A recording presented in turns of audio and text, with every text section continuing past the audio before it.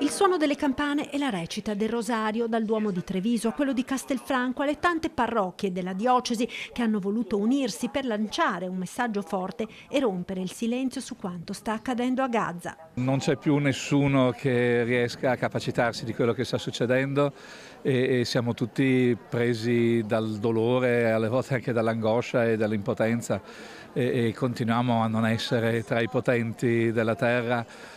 Però l'invito che è stato fatto da alcuni uffici e anche accolto, come vedo bene così dalla cattedrale, è un segno almeno che ci siamo e che quello che possiamo fare lo facciamo adesso qui noi nella preghiera, lo facciamo con l'impegno politico, con la testimonianza, con la voglia di costruire realtà di pace. Siamo qui appunto per cercare a nostro modo di fare rumore come siamo stati invitati. È una modalità mai contro nessuno ma sempre per, ecco, e per davvero la fine di questa strage che si sta svolgendo sotto i nostri occhi e che davvero richiede tanta preghiera e anche azione certamente, e questo insomma nelle sedi adatte. In Piazza Duomo anche il sindaco di Treviso. Anche partecipare a questi momenti di preghiera significa portare un piccolo tassellino verso il ponte della pace. Non è semplice, è uno scenario particolarmente complicato,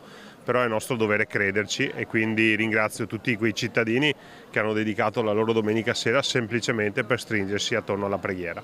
Ed in tanti hanno voluto partecipare recitando la preghiera più popolare attualizzata alla situazione che stiamo vivendo, con spunti dalle dichiarazioni di Papa Leone, del patriarca Pizzaballa, del cardinale Zuppi, del rabbino di Bologna da Paz. Non servirà, ma almeno chi può fa qualcosa, perché sennò sono sempre parole, parole, parole. Noi confidiamo in un altro aiuto, perciò ci sono, volevo esserci. Credo che dobbiamo essere testimoni anche noi e vicino a queste persone, quindi abbiamo sentito questa voglia proprio di essere accanto a loro. Che l'appello del Papa, che l'ha fatto proprio oggi, e la preghiera è l'unica cosa che possiamo fare e dobbiamo fare.